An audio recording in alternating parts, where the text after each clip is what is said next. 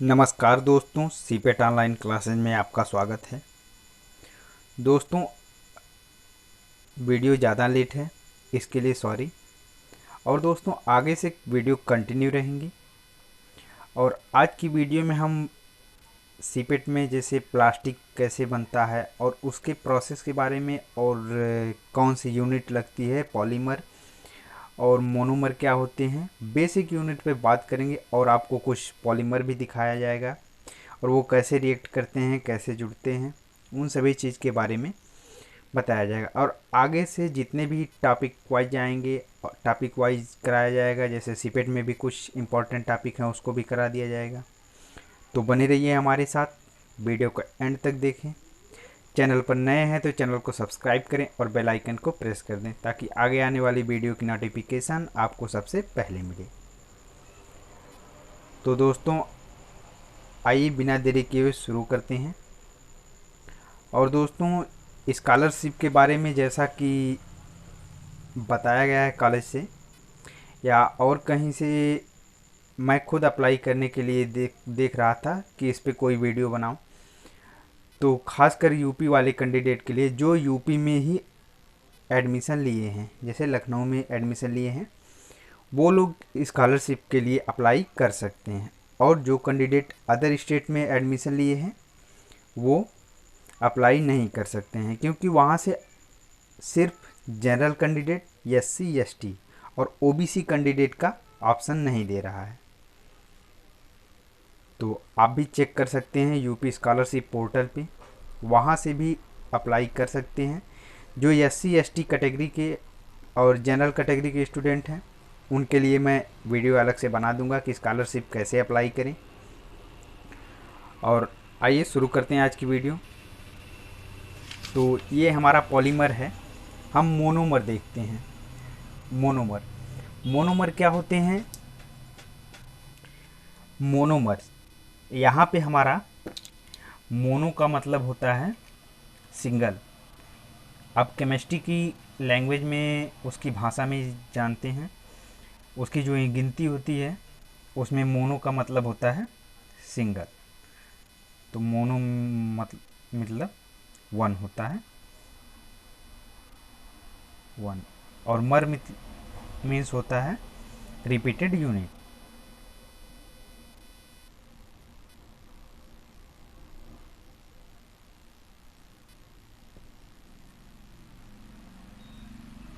Unit.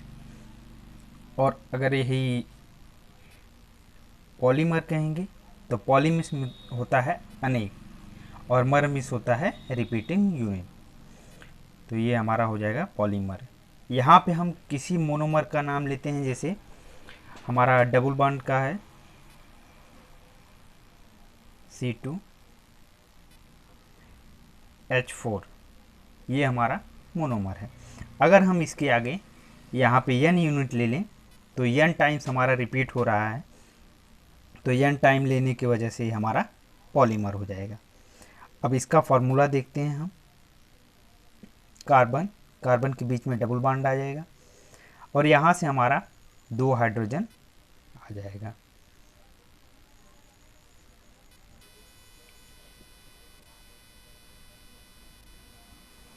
ये हमारा है, जनरली भाषा में एथीन बोलेंगे इसको। और दोस्तों, हमें पॉलीमर बनाने के लिए या पॉलीमर के बारे में अध्ययन करने के लिए मोस्ट इम्पॉर्टेंट चीज़ है कि हमें एकलक का पता होना चाहिए, यानी हमें मोनोमर का पता होना चाहिए। अगर मोनोमर का हमें पता है तो उसमें हम n यूनिट उसको ऐड कर देंगे तो वो हमारा बहुलक हो जाएगा। जैसे अब हम यहाँ पे इसको पॉलीमर बनाते हैं, तो पॉलीमर बनाने के लिए हमें n यूनिट लेनी पड़ेगी, तो यानी इसका रिपीटेड मॉलिक्यूल। तो यहाँ पे हम इसको, ये बॉन्ड हमारा ब्रेक हो जाएगा और आगे यही श्रृंखला हमारी आगे बढ़ती चली जाएगी। तो ये हमारा पॉलीमर हो जाएगा। तो उस हिसाब से ये हमारी जो यूनिट आ जाएगी, ये रिपीटेड यूनिट। तो यहाँ n टाइम्स हम लिए हैं तो ये हम n टाइम्स ले लें, तो ये हमारा पूरा पॉलीमर हो जाएगा। आगे हम दिखा रहे हैं उसको। यहाँ पे मैं हिंदी में टोटल लिख के लाया हूँ और आपको इंग्लिश में भी समझाते चलूँगा। और नेक्स्ट वीडियो पे देखेंगे तो बाईलैंग्वेज टाइप करके भी लेते आएंगे। तो ये हमारा जो पॉलीमर है, उच्च अणुभार वाले ऐसे यौगिक जो अनेकों छोटे छोटे संयुक्त होने से, अणुओं के संयुक्त होने से बनते हैं। तो ये वो मॉलिक्यूल होते हैं, these are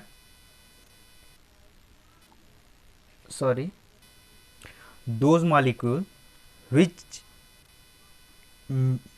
make to adding large number of monomer, यानी अधिक संख्या में मोनोमर के जुड़ने से हमारा पॉलीमर बनता है। अब यहाँ पे हमारा अगला पॉइंट है, जिन अणुओं से बहुलक बनता है उन्हें एकलक कहते हैं। तो वही है कि यहाँ पे हम मोनोमर को जब ऐड करेंगे, लार्ज नंबर में मोनोमर ऐड होंगे तो वो हमारा पॉलीमर बनेगा, यानी बहुलक बनेगा। अब एकलक से बहुलक बनाने की प्रक्रिया को बहुलीकरण कहते हैं, यानी मोनोमर से पॉलीमर बनाने की जो प्रोसेस है उसको हम पॉलीमराइजेशन कहते हैं। अब यहाँ से ये हमारा n टाइम्स, ये हमारा कोई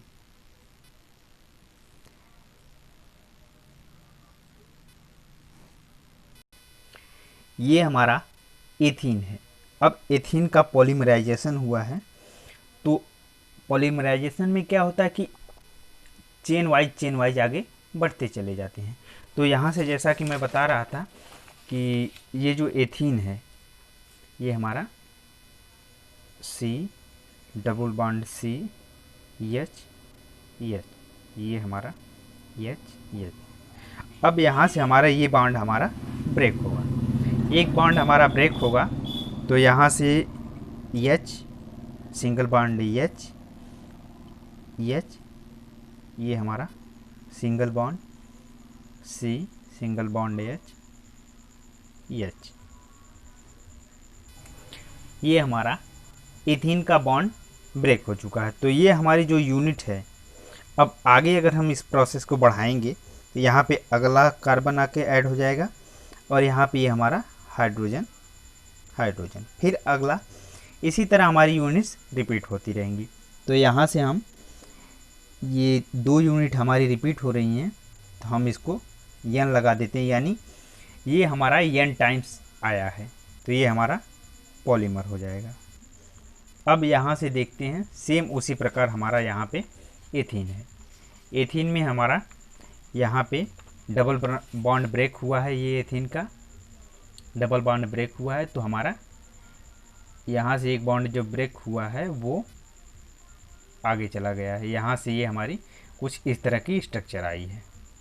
अब n टाइम्स लगेगा तो ये हमारा पॉलीमर हो जाएगा। तो सेम इसी तरह ये हमारा बन जाएगा पॉलीएथिलीन। और यहाँ पे जो हमारा मोनोमर होता है, मोनोमर से जब पॉलीमर बनाते हैं तो उसके आगे पॉली लग जाता है, ये हमारा पॉलीएथीन है। पॉलीएथीन घर में जनरल हम कैरी बैग लाते हैं, सब्ज़ी लाने गए वहाँ से हमें कैरी बैग मिला, वो हमारा पॉलीएथीन है, ये हमारा। अब आगे देखते हैं टेफ्लॉन। टेफ्लॉन का जो हमारा होता है मोनोमर टेट्राफ्लोरो एथीन होता है।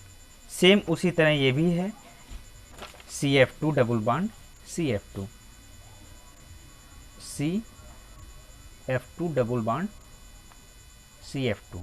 अब यहाँ से एक बॉन्ड हमारा ब्रेक होगा, तो ये हो जाएगा हमारा कार्बन फ्लोरीन, ये हमारा हो जाएगा F2। ये बॉन्ड हमारा फ्री है, यहाँ से भी हमारा फिर कार्बन पे F2 आ जाएगा और यहाँ पे हमारा F2 आ जाएगा। सेम इसी तरह यूनिट आगे बढ़ती चली जाएंगी। तो हम आगे न लिख करके हम डायरेक्ट इसको यहाँ से n टाइम्स लगा देते, तो ये हमारा पॉलीमर हो जाएगा। तो इसको हम बोलेंगे पॉलीटेट्रा एथीन, या इसको हम जनरली इसको बोलते हैं टेफ्लॉन। टेफ्लॉन क्या है, ये हमारा जैसे नई गाड़ियाँ लेते हैं तो उस पर एजेंसी वाले अक्सर बोलते हैं कि आप टेफ्लॉन की कोटिंग करा लीजिए ऊपर से, जिससे स्क्रैच कम लगेंगे। और गाड़ी की चमक भी बरकरार रहेगी। अगले पे चलते हैं, पॉलीएक्रिलोनाइट्राइल। तो सेम वही है कि यहाँ पे हमारा मोनोमर है एक्रिलोनाइट्राइल। तो हम इसको बॉन्ड, यहाँ से ये बॉन्ड हमारा ब्रेक होगा तो ये बॉन्ड हमारा आगे चला जाएगा और यहाँ से साइनाइड, और एन टाइम्स लगा देंगे तो ये हमारा पॉलीएक्रिलोनाइट्राइल आ जाएगा। मैं इसको ओपन करके दिखाता हूँ आपको। ये हमारा पॉलीएक्रिलोनाइट्राइल है। अब यहाँ से हम ये बॉन्ड ब्रेक करेंगे, तो यहाँ से जब ये बॉन्ड ब्रेक करेंगे तो ये हम मॉलिक्यूल एन टाइम्स लेंगे, क्योंकि हमें पॉलीमर बनाना है। इसका मोनोमर एक्रिलोनाइट्राइल है, और यहाँ से हम बॉन्ड ब्रेक करेंगे तो ये हमारा हो जाएगा कार्बन। ये बॉन्ड हमारा जब ब्रेक होगा तो सिंगल बॉन्ड आ जाएगा, और यहाँ पे एक हाइड्रोजन और ये साइनाइड। अब यहाँ से हाइड्रोजन हाइड्रोजन, सेम इसी तरह यूनिट आगे रिपीट होती चले जाएंगे। ये हमारा हाइड्रोजन, ये हाइड्रोजन, यहाँ से कार्बन हाइड्रोजन CN। सेम इसी तरह से हमारी यूनिट आगे भी रिपीट होती चली जाएंगी। तो इससे अच्छा है कि हम यहाँ पे डायरेक्ट यहाँ पे कॉमन इसको ब्रैकेट में करके यहाँ पे n टाइम्स लगा दें। तो ये हमारा क्या होगा, पॉलीएक्रिलोनाइट्राइल। ये हमारा होगा पॉलीएक्रिलोनाइट्राइल। अब अगले एग्जाम्पल पर चलते हैं हम। ये हमारा है ब्यूनायस रबड़। ये जितने भी आपको कराए जा रहे हैं, जितने भी आपको बताए जा रहे हैं, बहुत ही इम्पॉर्टेंट हैं। ये जो छोटी क्लास में भी आते हैं, और सीपेट में जनरली इसका आगे भी यूज होगा, कि जैसे रबड़ बनाने के लिए।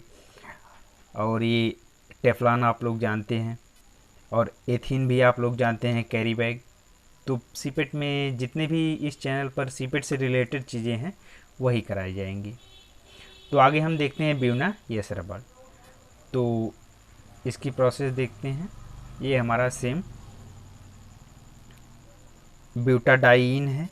ये हमारा ब्यूटाडाईन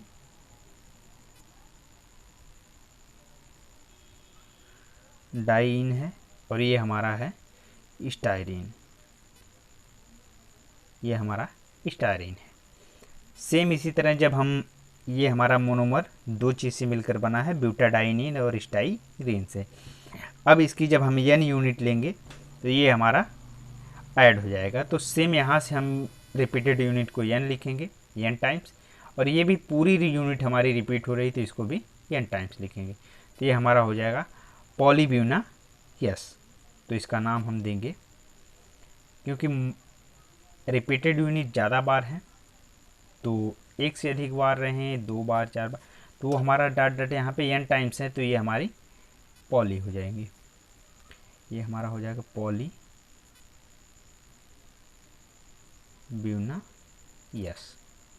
अब हम आते हैं अगले एग्जाम्पल पर।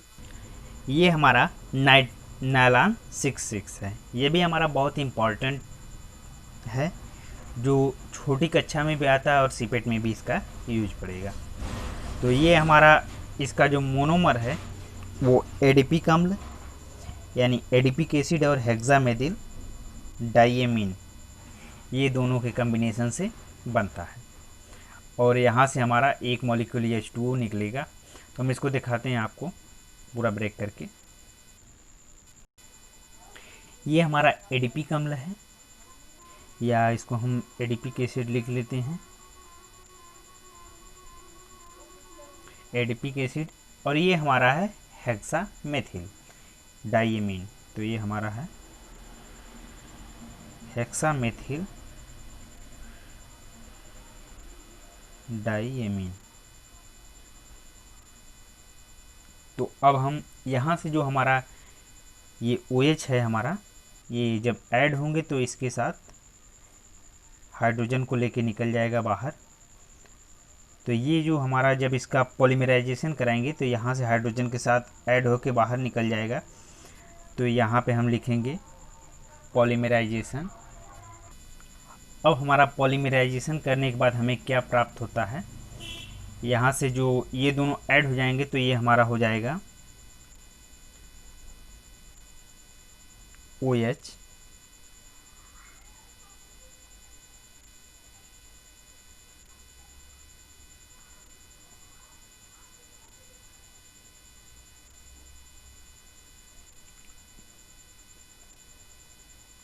यहाँ से हमारा एक अणु जल का निकल जाएगा। तो ये हमारा हो जाएगा, यहाँ से कंबाइंड हो जाएगा नाइट्रोजन, हाइड्रोजन,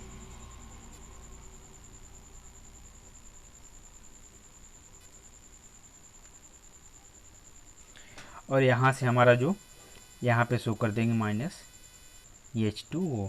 ये हमारा, आप जानते हैं नेगेटिव साइन यूज करते हैं जब कोई चीज़ रिलीज़ होता है तो हम यहाँ से नेगेटिव साइन शो करते हैं। तो ये हमारा H2O यहाँ से हमारा निकल रहा है। अब सेम अगर हम यही यहाँ पे n टाइम्स ले लें, ये मॉलिक्यूल हम n टाइम्स ले लें, और यहाँ से ये मॉलिक्यूल पूरा हम n टाइम्स ले लें, तब यही हमारा सेम प्रोसेस होगा एडिपिक एसिड का। तो ये हमारा जो प्राप्त होगा हमें नाइलॉन 6,6, ये हमारा, तब यहाँ से हमें जो नाइलॉन 6,6 प्राप्त होगा ये हमारा पूरी यूनिट पे हम n टाइम्स ले लेंगे। तो ये हमारा नाइलॉन 6,6 n टाइम्स। तो यहाँ से जो हमारा जल का एक अणु निकल रहा है एक यूनिट पे, तो हम इसे n टाइम्स लिख देते हैं, n टाइम्स। तो इस तरह से हमारा नाइलॉन 6,6 बन जाएगा। अब अगला हमारा एग्जाम्पल है, अगला एग्जाम्पल हमारा है नाइलॉन 6। तो ये हमारा कैप्रोलैक्टम को पॉलीमराइजेशन कराने के बाद ये हमारा नाइलॉन 6 प्राप्त होता है। तो नाइलॉन 6 का स्ट्रक्चर कुछ इस तरह से है। अब यहाँ से ये रिंग फॉर्म में है, तो यहाँ पे मेन हर पार्ट पे हमारा हाइड्रोजन अटैच है जिसको शो नहीं किया गया है। और अब यहाँ से जब हम इसका पॉलीमराइजेशन कराएंगे तो यहाँ से ये बॉन्ड हमारा ब्रेक होगा और सेम वही प्रोसेस आगे बढ़ती चली जाएगी।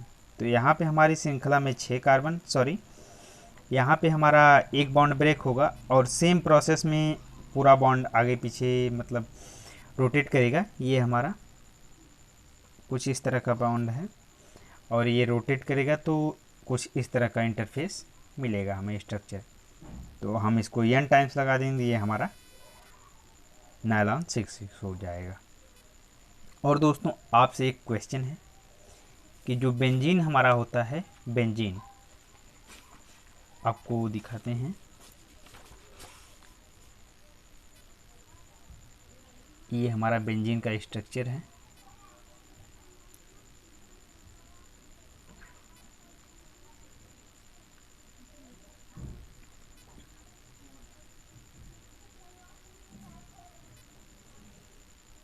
बेंजीन में हमारा कितना सिग्मा और कितने पाई बॉन्ड होते हैं, ज़रूर कमेंट करें इस क्वेश्चन का आंसर। अगर जिसको समझ में आ गया है वो ज़रूर कमेंट करेंगे। धन्यवाद दोस्तों वीडियो के देखने के लिए। जितने भी दोस्तों तक आप शेयर कर सकते हैं शेयर करें ताकि उनको भी लाभ हो।